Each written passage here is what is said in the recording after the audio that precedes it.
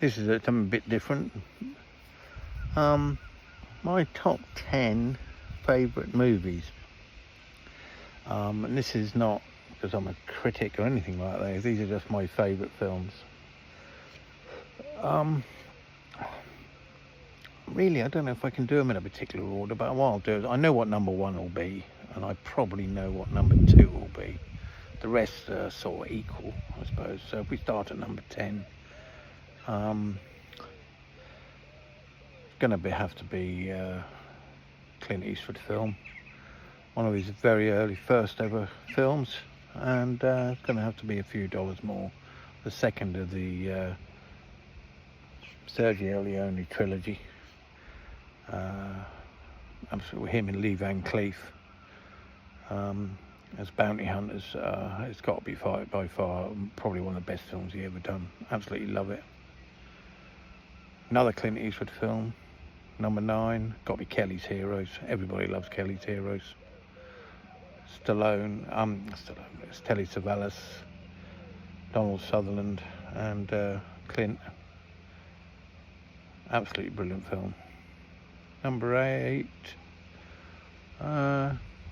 David Lynch's Dune. Now a lot of people will say, I don't like that. I loved it. I loved it at the time. I went and saw it at the cinema. I've read the books. It's not the same as the books. It's very, very much abbreviated, but it's still a bloody good film. And I must admit, even now I watch it. Absolutely brilliant. Number 7, the original Conan the Barbarian with Schwarzenegger. It's the one that launched him on his career, but to be fair, it's still one of the best films he's ever made. Absolutely brilliant. 80s at its best. Number 6. Number 6, what should we go for? Loads. I think I'm going to have to go for a Nolan film. The only Nolan film that I really like, which has got to be The Dark Knight. The rest of his films are okay. They're a bit too plodding, but The Dark Knight is worth watching just for Heath Ledger as a Joker. Very, very, very good. Number 5. Gonna have to do it. I'm gonna have to go for. This is going to be a strange one, but I love it because of the lead, and I really like his films. And I'm going to go for Man on Fire with Denzel Washington. I think it's a revenge movie that is absolutely brilliant.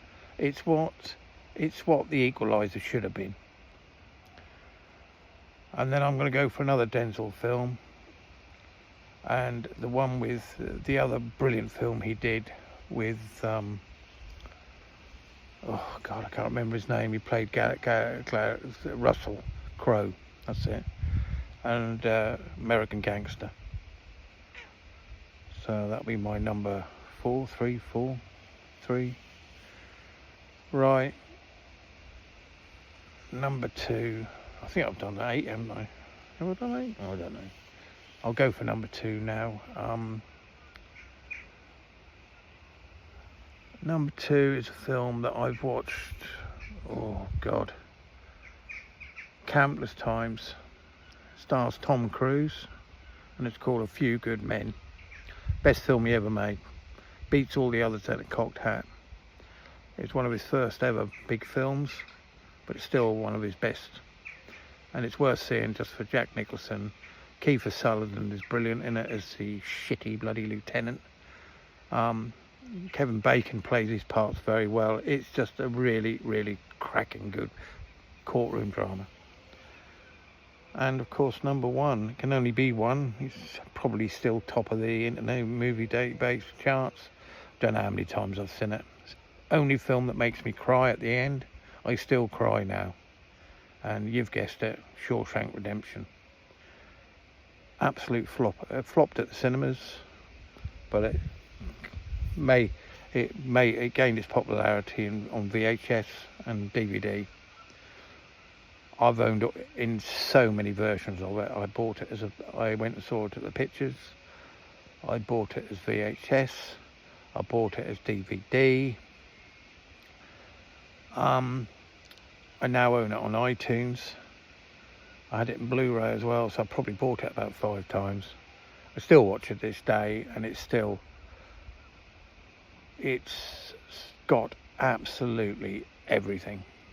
It's just one of those films which, when they made it, they just got everything right. And yeah, Shawshank. I expect you to notice a lot of the big blockbusters in recent years aren't on there.